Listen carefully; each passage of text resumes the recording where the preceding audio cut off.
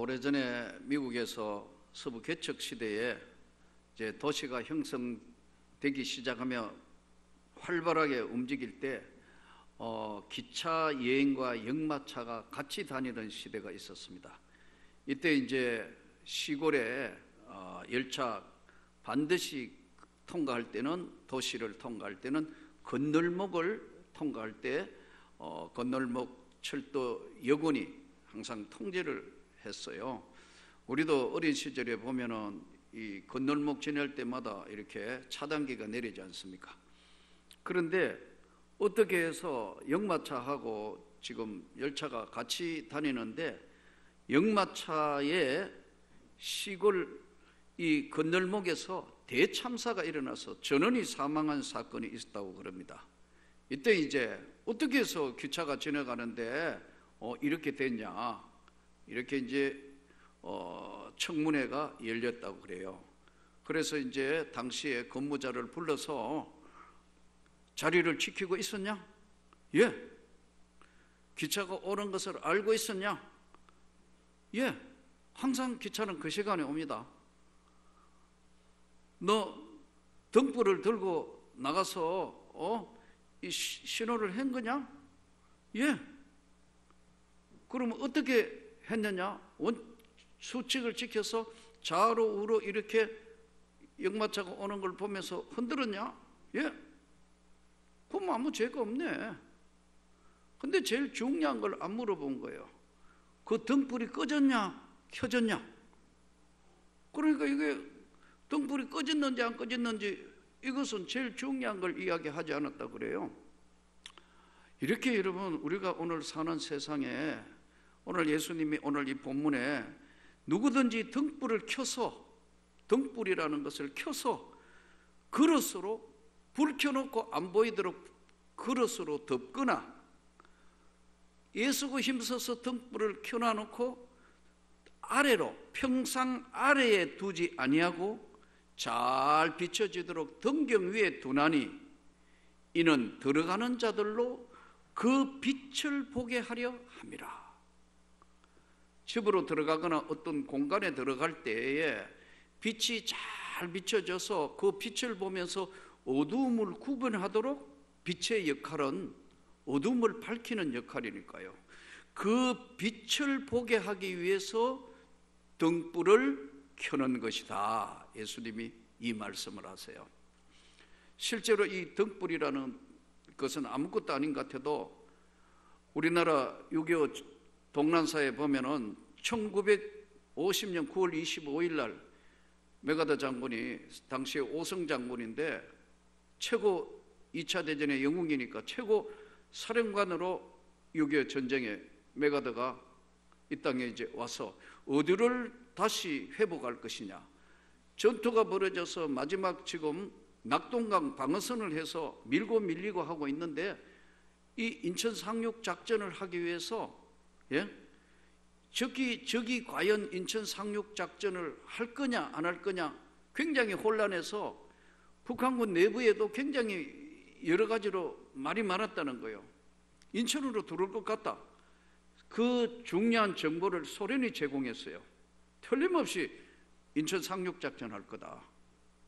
왜냐하면 메가더는 영웅적인 것을 좋아하기 때문에 이쪽으로 틀림없이 인천 상륙 작전 할 거다.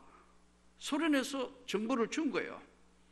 그런데 이제 이 인천 상륙 작전을 숨기기 위한 동시 작전으로 동해안에 가면은 장사라는 지역이 있습니다.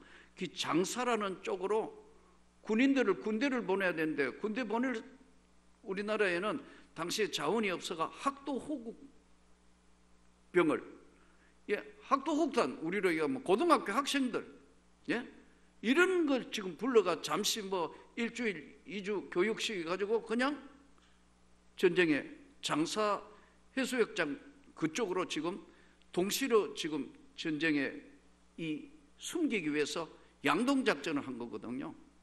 지난번 어느 교회 장로님이 한번 만났는데 이렇게 사석에서 앉아서 이야기하다가 눈물을 걸성이더라고.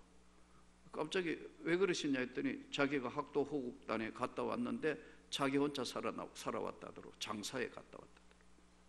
예, 장로님이시던데, 그러면서 내가 남은 생애에 이렇게 살아남은 것은 하나님의 교회와 하나님의 나라를 위해서 나를 살려주신 건데, 지나고 보니까 별로 한 게 없어가지고 목사님 참 늘 하나님 앞에 죄송한다고 생각합니다 하더라고. 아니, 무슨 말이요? 예? 이렇게 훌륭하게 이 큰 교회에 이렇게 참 훌륭하게 장로로 모든 분들이 존경받는 삶을 사시는데 무슨 그런 말씀하시냐니까. 아니요. 그 많은 사람 삶의 몫을 다 못했어요 그러더라고요. 참, 그래서 내가 목사님이 이제 장로님 나가고 난데 목사님하고 이렇게 얘기하니까, 저분이요 진짜 훌륭한 장로님, 제가 뭘 하자 하면요 무조건 아멘 하면서 다 하시는 분인데 이제 곧 은퇴하실 것 같다고 그러더라고요. 여러분, 이게 지금 장사로 간다고 해가지고 인민군들을, 낙동강 전투에 투입된 인민군들을 이쪽으로 좀 빼게 하고 그러는데, 인천 상륙작전 하는데 이 인천은 조수 간만의 차이가 굉장히 심한데요. 그래서 아마 시계하게면 해안선 작전으로 들어오기는 아주 거의 불가능한 지역이 있다고요. 그 메가더가 중요한 이야기를 했어요. 적들도 그렇게 생각하면 좋겠다. 그런데 인천을 들어오는 그 물때가 맞아서, 밀물선물에 물때가 맞아서 들어와야 되는데 그 통로가, 수로가 아주 좁은데 그게 들어오고 나가게 할 수 있는 신호를 보냈는데 그게 8m예요. 혹시 영화 인천 상륙작전 보신 분 있나요? 신령해가 영화는 안 보시는 거예요. 이 8m, 그게 등대가 불빛을 비추면, 예? 인천 상륙작전의 시작이었기 때문에 수로를 통해서 연합군들이 들어오는 거예요. 그 길목만 제대로 지켰으면요 연합군들이 몰사할 수도 있었다는 거예요.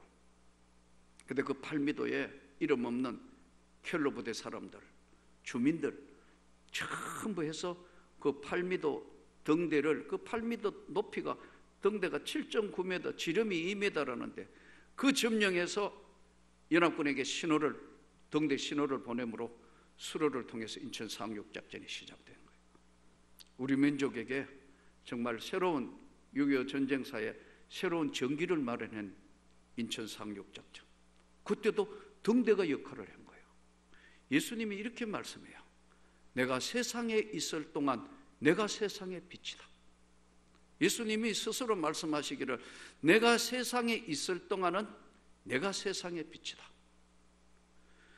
산상보훈에도 너희는 세상의 빛이라. 너희는 이 세상을 사는 동안은 너희가 세상의 빛이다. 오늘 이 본문을 통해서 우리 다시 한번 성경에 좀 더 접근을 해서요, 과연 세상의 빛과 소금의 역할을 우리가 하고 있는 것인가? 또 예수님이 하시는 말씀이 무엇인가? 빛은 등경 위에 두는 것이지 숨기거나 아니면 덮는 것이 아니다는 거예요. 그 말씀을 받아서 오늘 17절을 한번 보세요. 숨은 것이 장차 드러나지 아니할 것이 없고 감추인 것이 장차 알려지고 나타나지 않을 것이 없느니라. 나쁜 짓 한 것도 다 있어, 나중에는 드러나고, 거짓말 한 것도 드러나고, 숨긴 것도 다 숨어 있는 것 다 드러난다는 거예요. 뭐가? 어둠이 있을 때는 모른다 이거예요. 다 깜깜하니까 어디가 어딘지 모르는데, 근데 밝은 빛이 들어오면 숨은 것이 다 드러난다. 우리 어릴 때 숨바꼭질 했잖아요. 예? 꼭꼭 숨으라 머리카락 보인다고. 나중에 어디 숨었는지 시간 지나면 다 알잖아요. 어디서 튀어나오고 저 튀고 밑에 있고. 이거하고 똑같은 거예요. 숨은 것이 다 빛이 들어오면 깜깜한 세상도 다 어디에 있는 것인지 물체가 드러나게 되고, 아무도 몰래 감추어진 것도 세상에 다 알려지고 나타나게 된다. 맞습니까? 너가 세상 살면서 착한 일 하고 좋은 일 한 것도 다 드러나게 되고, 너가 세상에 사람들 모르게 나쁜 짓 하고 다 했던 거, 그 숨긴 것도 다 드러나게 된다. 예수님 말씀이에요. 우리가 은혜 받았다는 건 뭐 다른 말로 이야기하면요, 바로 은혜의 세계는 빛의 세계의 눈이 열린 거예요. 빛과 어둠은 공존할 수가 없다는 거예요, 예수님 말씀이. 그래서 그러므로 너희가 어떻게 들을까 스스로 삼가해라. 어떻게 네 하나님 말씀을 들을까 스스로 잘 삼가해서 들으라. 누구든지 있는 자는, 하나님의 세상에 그 예수님의 빛을 받아 있는 자는 계속해서 받겠고, 없는 자는, 아예 없는 자는 있는 줄로 아는 것까지, 그게 맞아, 있어 하는 것까지도 다 빼앗길 수 있다. 여기서 오늘 중요한 말씀을 예수님이 하시는데, 무엇을 빼앗기느냐는 거예요. 세상으로부터 마음을 다 빼앗겨 영혼을 빼앗아 가는 거예요. 기쁨, 은혜, 충만, 이것들이 어둠이 오면은 다 뺏어가 버린다. 받은 사람은 이것을 계속해서 받기 위해서 한 번 빛의 세계의 은혜의 세계를 아는 사람은 절대 어둠으로 돌아가지 않습니다. 갈 수가 없습니다, 여러분. 저와 여러분은 절대 어둠의 세계로 다시는 돌아갈 수 없어요. 왜냐하면 빛의 세계를 보았기 때문에, 이 빛의 세계에 나타난 하나님의 은혜의 세계를 알기 때문에 다시는 어둠의 세계로는 돌아가지 않습니다.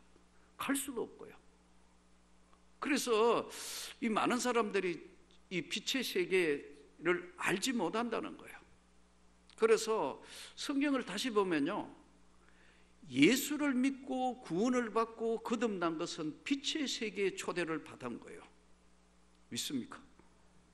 우리를 어둠의 세계, 어둠의 영의 세계에서 빛의 세계로 끌어온 거예요. 우리를 그 빛을 본 거예요. 그 빛을 받은 거예요. 그러면 다시 깜깜한 세계로 갈 수가 없어요. 성경이 표현하기를 지옥을 무지갱이라고 그랬어요. 구별할 수 없는, 옆에 사람도 구별할 수 없는 깜깜함이 계속된다. 이 빛의 세계로 오늘 사랑하는 성도 여러분과 저를 주님의 이름으로 빛의 세계로 인도함을 받았고 빛의 세계로 불러낸 거예요.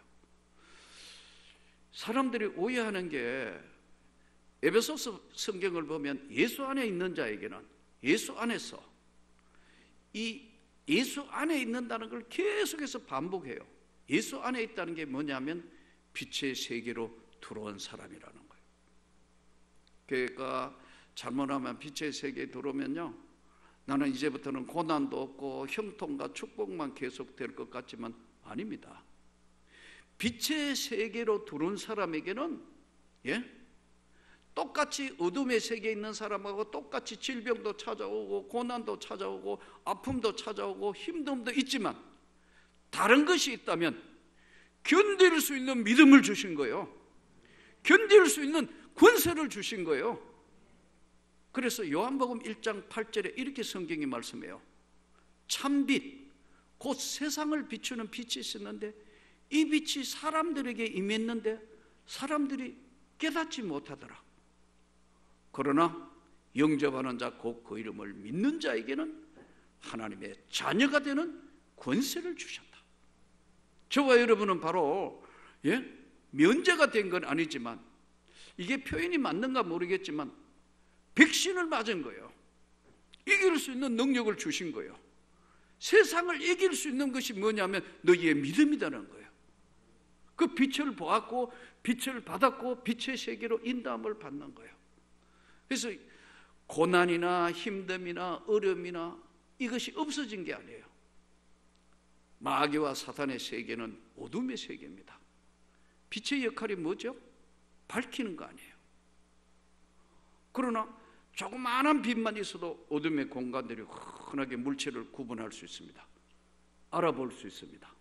그러나 깜깜함이 계속될 때는 무엇이 어딘지 아무것도 알 수 없는 어둠이 캄캄하게 임하기 때문에 우리가 좌우를 분별을 못하는 거예요. 이 어두움이 있었다면 그 어두움이 얼마나 더하겠느냐, 예수님 말씀이.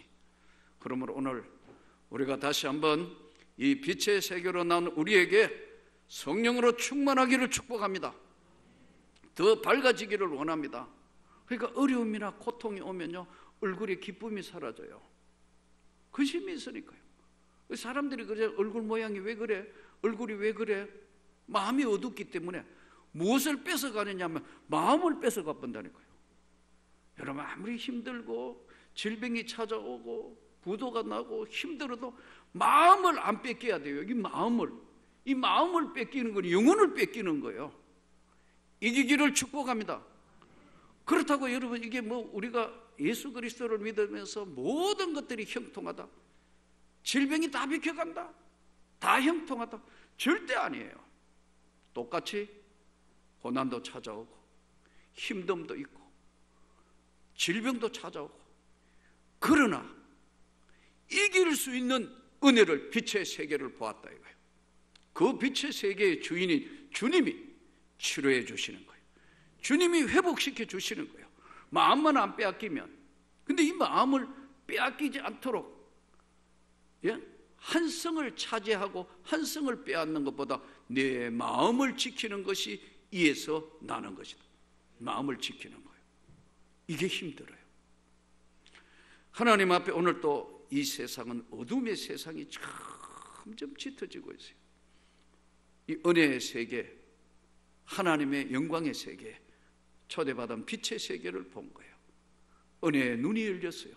이 세계에 들어온 자에게는 하나님이 우리에게 섬세하게 작은 빛이지만 인도함을 받는 거예요. 예전에 어떤 목사님이, 지금은 이제 원로 목사님들 연세 많은데, 자기 교회 집회를 했대요. 자기 교회 집회를 했는데 강사님이 오셔가지고 이제 막 집회를 하니까 이제 다 끝나고 막 기도를 한 것 같아요. 근데 갑자기 권사님이 있는데 자기 눈앞에 번쩍번쩍 막 빛이 나타나더래요. 그래가지고 이제 강사님 가고 난 뒤에 목사님한테 그랬대요. 목사님, 저는 하나님의 빛을 봤습니다. 하나님의 빛을 봤습니다. 목사님이 놀래가, 예? 그랬대요. 그랬더니 옆에 부목사가, 제가 아까 옆에서 사진을 찍었습니다. 번쩍번쩍 후라시 빛 보고, 이게 무슨 이런 빛이 아니에요, 여러분. 이 빛은 내 영혼에 비치는 거예요. 내 영혼에 다가온 빛이에요. 이 빛은 세상을 향하여 비추는 빛인데 세상은 알지도 깨닫지도 못한다는 거예요. 이렇게 그 빛이 어디서부터 왔는가를 모르면요, 빛의 세계를 모릅니다. 빛의 역할이 뭐예요? 하나는 비추고 밝게 하고 알게 하는 거 아니에요. 또 하나는 뭐예요? 빛은 빛과 에너지거든요. 하나는 뭐냐면 열정이에요. 이 다 지금 이 추운 겨울에도 이 전기 열이 있기 때문에 이 지금 난방을 할 수도 있고 취사도 할 수 있도록, 하나는 에너지고 하나는 밝히는 역할을 하는 거예요. 저는 어렵고 힘든 세상에 지금 코로나로 지금 엉망진창이 되는데 왜 자꾸 더 어려워지느냐 하면요, 이것보다 더 어려운 게, 한번 보세요. 영적 어둠이 더 짙어져 있기 때문에 그렇습니다. 우리 사회에 보세요. 이렇게 지금 교회들도 많고 다 하고 지금 뭐 온갖 것 다 한다 하더라도요, 세계 자살률 1, 2위를 차지하고 있다. 우리나라가 세계에서 자살 1, 2위예요. 음란 사이트 한번 보세요. 지금 개방을 안 해서 그렇지, 그거 열어놓으면 수많은 엄청난 일들, 숨은 거 다 드러난다고 이게. 왜 이렇죠? 어둠이 짙으면 오는 게 뭐냐면 영적 공허함이에요. 공허하다고 그 영혼이 비어버렸다니까요. 마음을 다 빼앗겨버렸다니까요. 공허하니까 겉은 멀쩡한데, 사람 멀쩡하게 생기고 다 하는 것 같은데 영혼이 메말라 있는 거예요. 그 영혼이 그냥 비틀어져 있는 거예요. 채울 수 없는 거예요. 그러니 어떻게 해요? 뭔가를 채워야 되니까 음란 사이트 채우고, 누가 처음부터 마약장이 될 줄 알았겠어요? 마약죄라고, 알코올 중독자 되고 자살하고. 이게 왜 일어나느냐면 어둠이 짙어지면 짙어질수록 영적 공허함이 더 커져요. 이 영적 공허함은 하나님의 성령의 빛이 강하게 비춰야 회복이 되는 거예요. 있는 것까지 다 뺏긴다는 거예요. 아예 모르니까 뭐 그런 게 있는가 그 찾아도 엉뚱하게 가게 되고 무너지게 되는 거예요. 빛은 우리를 소생시키는 겁니다. 농사 지어보는데 저는 놀란 게요, 예전에 그 지방의 어느 지역에 갔는데 그러더라고요. 이쪽 도로가에 있는 가로등 이거 불을 제대로 안 껐기 때문에 이 벼 다 쭉대기 됩니다 하더라고. 벼도 자야 돼요. 벼도 깜깜한 밤에 잠을 재우는데, 근데 햇빛이 없으면, 빛이 없으면 다 쭉대기 되는 거예요. 우리가 바로 하나님이 만드신 태양 빛 받아야 사는 것처럼 우리는 영혼의 빛은 예수로 비춰주는 빛을 받아야 이기는 거예요. 그래야 승리하는 거예요. 우리에게는 영적 공감이 없어요. 천만에요. 영적 갈등도 많아요. 심적인 내부적인 이런 것들이 누구에게나 다 동일하게 와요. 예. 특히 이제 시간이 좀 지내면서 우리가 하나님의 받았던 은혜와 이런 것들이 어느 정도 사라졌을 때쯤 되면요, 이 영적 공함은 우리의 마음을 덮어본다고 이렇게. 그래서 엉뚱한 일을 하게 되고 엉뚱한 것을 보게 되고 그거로 인하여 삶이 무너지게 되는 거예요. 사랑하는 성도 여러분, 오늘도 우리 사회에 영적 어둠이 너무 짙어졌어요. 경제적으로도 너무 어려워졌어요. 또 너무너무 사람들 속에 안에 있으면서도 너무너무 외로워요. 또 뭔가 다 이루었고 가지고 있는 것 같아도 나는 항상 내 마음이 불안정해요. 왜 그럴까요? 빛의 세계, 오늘 예수님 말씀대로 너는 빛의 세계로 나오라 선포를 하고, 나는 하나님 백성이고 하나님 말씀대로 사는, 나는 하나님 앞에 이렇게 살 거다. 비록 어떤 삶에 있어서 문제 하나하나가 해결은 안 되더라도 반드시 빛의 세계로 나온 자에게는 하나님이 기회를 주신다, 새롭게 하신다는 거예요. 여러분 믿어야 돼요. 성경에 보세요. 수많은 핍박, 수많은 어려움, 고난이 있었지만 하나님이 지켜주시는 거예요. 실제로 모택동 시절에 중국에 수많은 사람, 예수 믿는 사람 잡아갔습니다. 특히 목회자들은 거의 지하교회는 괴멸을 시키다시피 했어요. 이때 중국 지도자 왕명도, 중국 지하교회 지도자였던 왕명도가 잡혀갔다. 가서 수많은 고초를 당하고 너 다시는 예수를 전하지 마라.